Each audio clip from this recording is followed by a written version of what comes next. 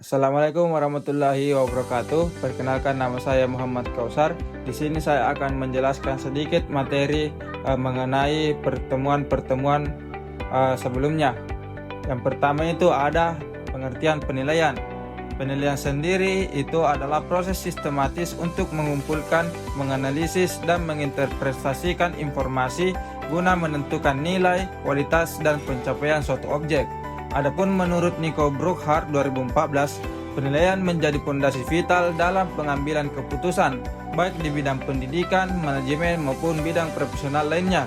Melalui penilaian, pengambilan keputusan dapat menentukan langkah strategis berdasarkan data yang terukur dan bermakna.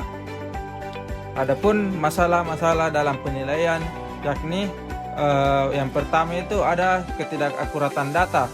Penilaian tidak akurat dapat terjadi karena instrumen yang kurang jelas, biasa disebut bias penilaian atau kondisi peserta yang tidak stabil. Yang kedua itu tanda atau indikator penilaian yang tidak jelas. Jika indikator terlalu samar, penilaian akan sulit menentukan apakah kinerja peserta sesuai standar. Yang ketiga itu ada pengukuran sifat yang abstrak. Kemampuan seperti motivasi, kreativitas, atau sikap seringkali sulit diukur secara objektif karena sifatnya tidak konkret. Ada juga perbedaan penilaian dan pengukuran. Yang pertama itu pengukuran biasa merupakan proses kuantifikasi terhadap atribut tertentu.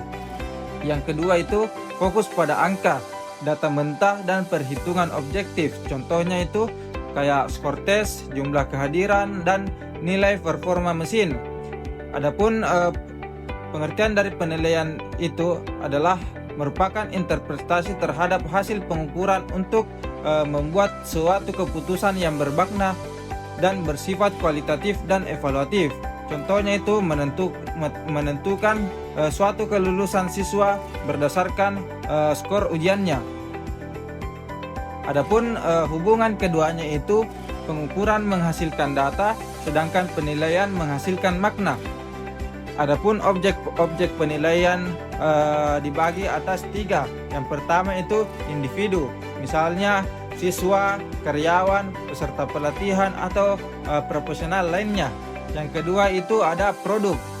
Contohnya itu produk seperti karya ilmiah, makalah, desain, portofolio, dan laporan proyek. Yang ketiga itu ada penilaian proses yang meliputi itu seperti pembelajaran, alur pengerjaan, dan proses produksi.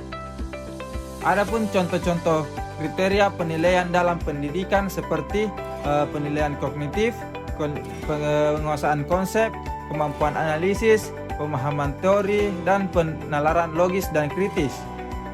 Adapun contoh-contoh kriteria penilaian dalam pendidikan seperti kognitif, contohnya penguasaan konsep, kemampuan analisis, pemahaman metode, teori, penalaran logis dan kritis. Adapun juga penilaian bersifat afektif, contohnya itu seperti sikap dan perilaku. Kedua itu ada motivasi belajar, nilai-nilai akademik, kemampuan berkolaborasi dan berkomunikasi. Ada juga penilaian berunsur psikomotorik seperti keterampilan praktis, koordinasi motorik, penerapan prosedur, dan kesiapan tindakan dalam situasi yang nyata. Ada juga tantangan dalam menentukan kriteria dalam penilaian. Yang pertama itu kriteria terlalu umum yang membuat penilaian menjadi subjektif dan penilaian bisa berbeda interpretasi. Yang kedua itu ada kriteria terlalu ketat. Kriteria terlalu ketat ini bisa membuat menghambat kreativitas dan menekan inovasi siswa atau pekerja.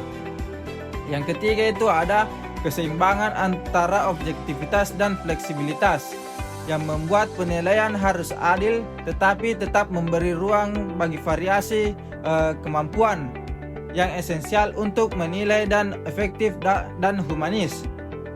Ada juga pentingnya referensi ilmiah dalam penilaian.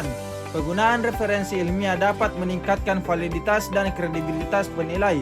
Hal ini membantu penilai menetapkan keputusan yang berdasarkan standar akademik. Kriteria referensi ilmiah yang baik itu bisa dilihat dari otoritas penulis, keterkinian publikasi, dan relevansi isi.